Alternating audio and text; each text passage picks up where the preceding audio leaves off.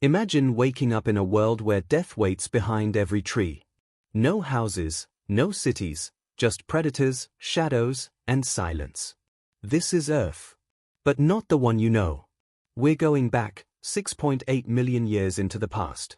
To a time when we weren't humans yet. We were something in between. A creature stood at the edge of extinction. Small in size, weak in strength, but powerful in something no one saw coming. Adaptation. Our story begins with this early being, surrounded by thick jungle, unknown dangers, and the constant need to survive. No fire, no tools, just instinct and fear guiding its every move. This isn't just about one creature. It's about the first spark. The beginning of what would one day become us. Not warriors. Not kings. Survivors. Before there was language, before there was memory, there was survival. And now, you'll witness how it all began. The choices made in the wild. The steps that led to evolution. And the price of survival in a world that never forgave weakness. This is not a tale of glory. It's the truth behind human existence. Watch closely. Because the further we go back, the more you'll realize how close we still are to where we began. The jungle was alive, buzzing with danger, cloaked in silence, broken only by the occasional cry of a predator in the distance. In this unforgiving world, our ancestor moved carefully through thick branches, low to the ground, sensing every vibration, every shift in the wind. He was not alone. He was part of a small group, fragile, alert, and always on the move. They didn't have homes. They didn't have fire. They only had each other, and fear. Food was scarce. Water even scarcer. Every fruit was tasted with caution. Every sound investigated with suspicion. One wrong move could mean death, from above, from the shadows, or from something they couldn't see at all. But then came a moment. A subtle one, yet powerful. One of them stood longer than the others. Just a little more upright. Just a little more curious. His eyes scanned the distance, not just for danger, but for possibility. That moment, brief as it was, would echo through millions of years. A decision not to just hide, but to observe. To adapt. To think. For the first time, survival wasn't just about running. It was about understanding. But nature doesn't reward thought. It rewards strength, speed, and savagery. And the question lingered in the air, heavy and cold. Could a weak creature with a thinking mind survive in a world built for killers? The night grew darker. Predators were coming. And the real test was just about to begin. The sun began to sink behind the dense canopy, casting long shadows over the forest floor. Darkness wasn't just a time, it was a warning. When the sky turned black, the rules changed. The hunters came out. The group huddled together near the roots of a massive tree. Every sound, the crack of a twig, the rustle of leaves, felt like a threat. Their small bodies shivered, not just from the cold, but from the dread of what they couldn't see. Suddenly, a sharp cry pierced the silence. Not an animal's. A child. One of the infants had wandered too far. A few feet, but in this world, a few feet could be fatal. The mother lunged forward, instinct driving her through the dark. But before she could reach her baby, the underbrush exploded. A predator, swift, silent, merciless, snatched the child in its jaws and vanished into the black. The group didn't scream. They didn't chase. They knew better. Loss was part of life. Grief had no time to grow in a world that demanded constant movement. But something changed that night. The mother didn't just mourn. She remembered. She looked at the spot where the creature disappeared. And she didn't forget. For the first time, memory wasn't just about fear. It became fuel. Fuel for the journey ahead. Fuel for change. And while the jungle claimed another life, it also planted a seed, deep inside these fragile creatures. A seed that would one day become something unstoppable. Thought. Strategy. Vengeance. They were still prey.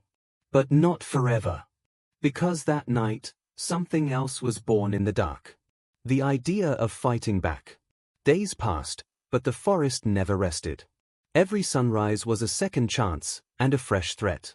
The group moved slowly through unfamiliar terrain, guided by instinct, memory, and hunger. Leaves rustled overhead, and eyes watched them from the shadows. They weren't alone. One of the elders, a slow mover, was dragged into the trees before he could even cry out. Panic broke out. The group scattered into the dark, instinct overriding everything. But the young male, the same one who had tracked the herd, didn't run. He froze, watching. His eyes darted to a broken branch nearby. Sharp. Strong. He grabbed it, not knowing why. And when a predator lunged at him, he didn't flee. He struck. It wasn't graceful. It wasn't clean. But it was enough. The beast retreated, wounded. For the first time, prey had fought back. The others saw. Confusion turned to wonder. Wonder turned to understanding. The branch wasn't just a stick anymore. It was a weapon. They had no word for it. No celebration. But deep inside, something ancient stirred. Empowerment. That night, the jungle learned something it would never forget. The hunted were beginning to change. And with that first swing of wooden courage, the line between beast and being blurred. But nature doesn't evolve without sacrifice. And the price for this awakening was just beginning to unfold. The jungle didn't forget. The predators came back, angrier, more vicious. But now, the group was different. No longer entirely helpless, they began to carry sharpened sticks, stones, and broken bones, not as tools, but as shields of survival. They hadn't mastered hunting, but they had learned to defend. And in a world ruled by claws and teeth, even the idea of resistance was revolutionary. But survival wasn't just about fighting predators. It was about finding a place to live. The forest was changing, trees dying, water drying, food disappearing. 4 days, they wandered. Tired, thirsty, silent. Then, in the distance, they saw it, a wide, open space. Not jungle, not trees, but grasslands. Flat, exposed, terrifying, and yet, filled with new life. Herds of animals moved across the horizon. Waterholes glistened under the sun. Danger lurked, yes, but so did opportunity. The group stood at the edge of this new world, unsure. The forest had been home. Its shadows familiar. This open land was a risk. But survival demands decisions. And someone, perhaps the young male, or perhaps a new leader, took the first step onto the grass. The others followed. It was more than movement. It was migration. A silent declaration to nature. We will not stay where we're dying. We will go where we might live. That step into the grass wasn't just toward food or water. It was toward the unknown. And the unknown is where the next stage of evolution begins. The grasslands were vast and merciless. Gone were the thick trees that once offered shelter. Now, under the open sky, every sound was louder. Every movement was exposed. There was nowhere to hide, only places to run. But this openness brought something new, vision. For the first time, they could see far ahead, danger, food, and each other. And that changed everything. One morning, the group stumbled upon something strange near a stream. A dead animal, freshly killed, but abandoned. The scent of blood still sharp in the air. Around it, strange markings on the dirt. Claw marks, but not from any predator they knew.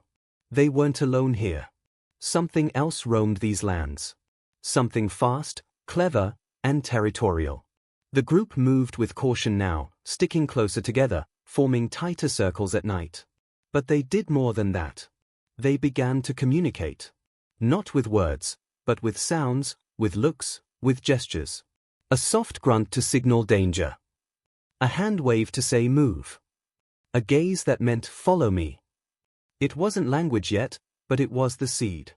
And in those silent exchanges, a powerful force was being born, connection. Now, they weren't just surviving as individuals. They were surviving as a unit. A tribe. They shared food, watched over the young, guarded each other in sleep. And as their bonds deepened, so did their chances of survival. But nature, as always, was listening. Because in the heart of the grasslands, the skies began to change. Dark clouds gathered. Winds howled. A storm was coming, unlike any they had faced before. And it wouldn't just test their strength. It would test their unity. The sky turned black. Winds roared across the open plains, bending the tall grass like waves. Thunder cracked like the earth itself was breaking. The group huddled together, soaked, shivering, terrified. They had no shelter. No fire. Nothing to stop the cold. Rain hammered down in sheets. Lightning lit the sky, revealing wild animals fleeing, some crashing through the group's path. Panic set in. The youngest cried out. The elders struggled to move. The storm wasn't just weather. It was a threat to their very survival. But in the chaos, something remarkable happened. One of them, a female, quiet but observant, pulled broken branches together beneath a rocky outcrop. She covered the ground with leaves, motioning others toward it. Another joined her, then another, helping to create the first thing they'd ever had that resembled a shelter. It wasn't perfect. It leaked. It trembled. But it brought them close, physically, emotionally. And in that closeness, something ancient awakened. They began to mimic her actions. Learn from one another. Improve. The storm raged on. But for the first time, they weren't just enduring nature.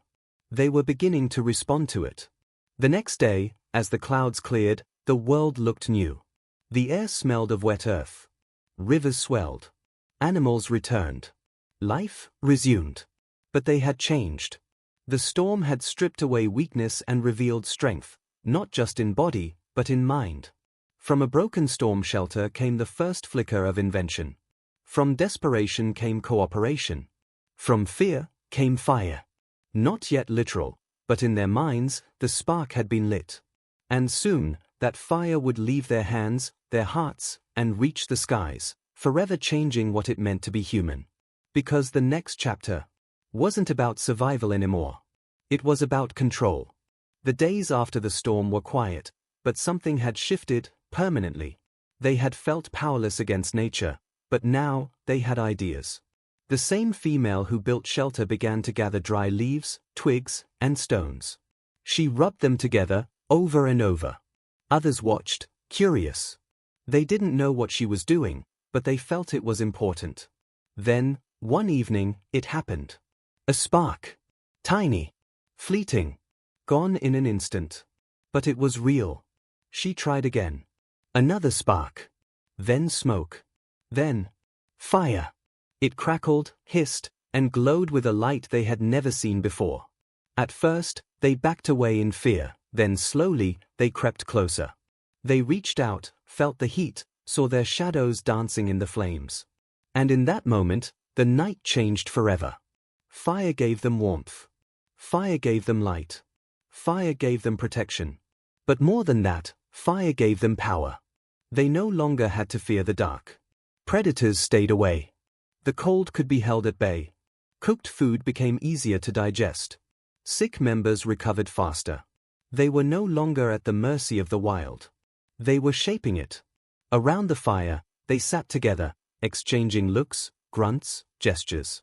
A new rhythm emerged, stories without words, emotions shared in silence. The tribe had become something more than a group of survivors. They had become a people. Each generation passed down not just strength, but knowledge. Fire was the beginning. Tools came next. Then symbols. Then sound. And finally, language. They would no longer just live in nature. They would learn to shape it, bend it, rule it. And so, from fear and fire, from pain and storm, humans were born. Not in an instant. Not from a single act. But from a long, brutal journey, marked by loss, instinct, courage, and the quiet evolution of thought. This was the untold story. The story of us. And though millions of years have passed, the fire still burns. Generations passed. One became many. The tribe grew, slowly, but with purpose. They walked farther, hunted better, and remembered more. No longer just surviving, they began to create. They shaped stones into tools. They carved bones into needles. They painted symbols on cave walls, records of hunts, of births, of fears, of dreams. And with each new idea, they drifted further from the beasts they once were. But something strange began to happen. For the first time, conflict rose not from predators, but from within. One group wanted to stay near the river. Another believed the mountains held better game. Disagreements sparked tension. Tension gave birth to separation. And with separation came something darker. One night, two groups met over a disputed hunting ground. No predators. No storms. Just man versus man. A scream echoed across the plains. The first stone was thrown. The first blood spilled by human hands. It was a moment that could never be undone. Violence had evolved, too. Now, the greatest threat wasn't the tiger in the grass. It was the mind behind the eyes staring back at you. Yet, even in the shadow of that first war, something else grew stronger: choice. Some chose to lead. Some chose to heal. Some chose to leave, seeking new land, new peace, new beginnings. And so, humanity spread, across deserts, rivers, and mountains.